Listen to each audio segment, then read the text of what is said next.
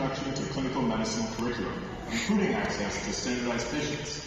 But lucky for us, students will be practicing public exams with their very own Doom 2 popcorn.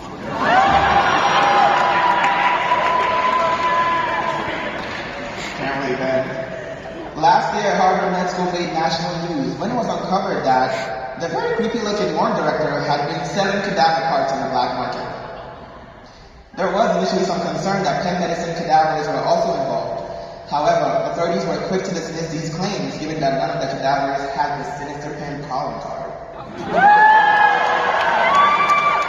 This year, Penn medicine was honored when star researchers Drew Weissman and Katalin Kariko were recognized with the Nobel Prize in Medicine for their pioneering work, which paved the way for the COVID-19 vaccine. Penn will honor Dr. Weissman by renaming the Wistar Institute the Weissman Institute. Dr. Kariko will once again be fired. Talk about it.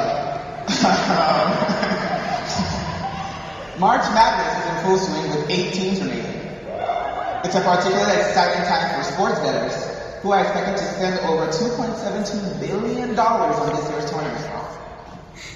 UConn has been a favorite and was given over 96% chance to win their first game. A favorite to many, except Dr. Jen Coden.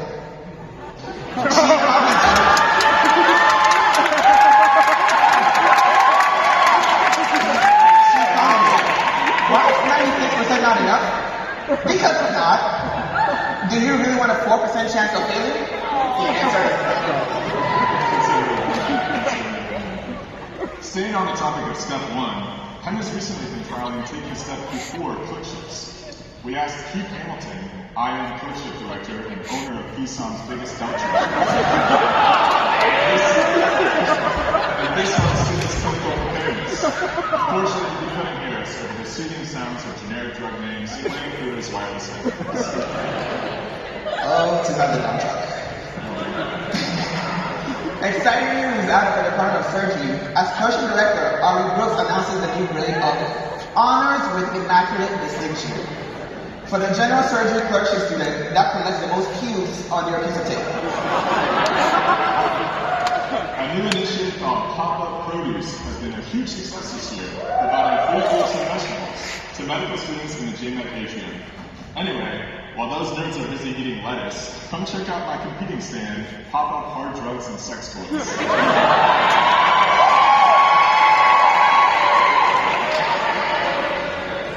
Can you save me a flashlight, man? The Joe Gordon Miller Award ended with a tiebreaker vote this year, with the winner to be announced at graduation.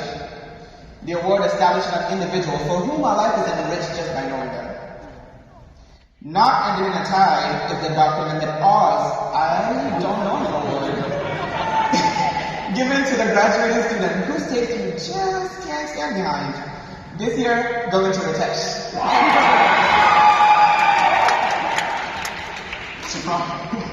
Surprising scandal out of Nepal shocked the NBME world.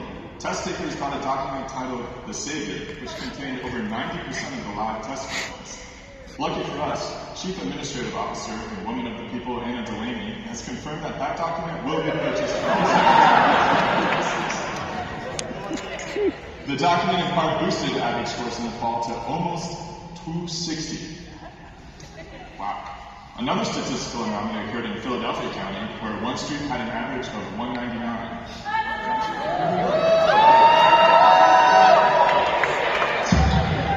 That's what the after party is, right? We're gonna fuck up our IQ.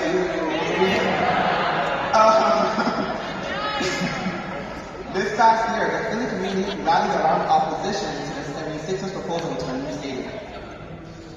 This stadium is going to be in the Market East District due to negative impacts on the Chinatown community.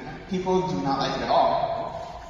Community displacement, they should have called us for advice, stated an official Penn medicine spokesperson. I don't think they like that one, guys. The field of plastic surgery continues to make shockwaves across medicine. For example, and this is a real article published in a real journal, defining the ideal male body. In this article, authors digitally manipulated male booties from board to board-certified cake. Unfortunately, their founder their findings were confounded due to many gaping holes in their methods. Woo! And I'm certified Clayton.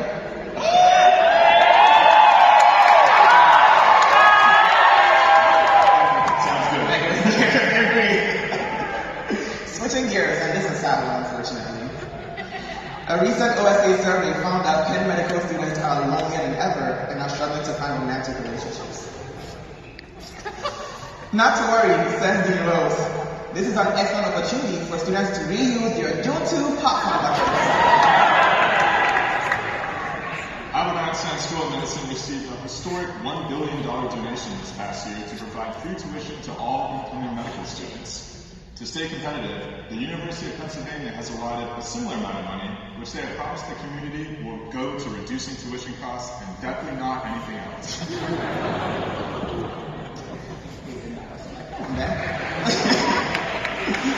The LCM site visit went exceedingly well this year, with the committee specifically commenting on the med student professionalism.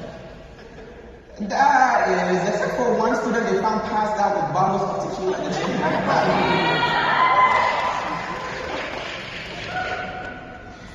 Students also set sail for formal this year, which took place on the permanently docked boat Mashua.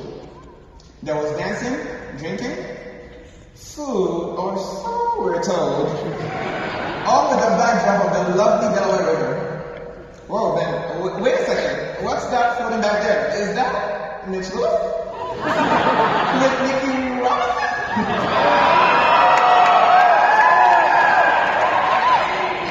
The standardized patient workforce saw a swell of talent during this year's Screen Actors Guild strike.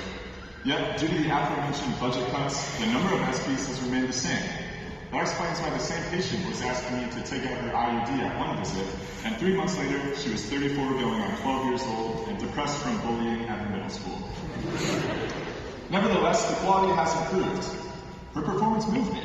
When I left her room, I was torn up. How torn up, you ask?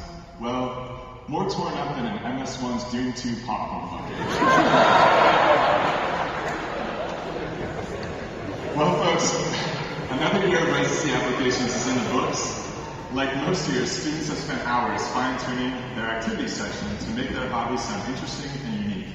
Some even went a step further and found new hobbies for the sole purpose of putting it on their application. Here to comment, guy who definitely went rock climbing at least once.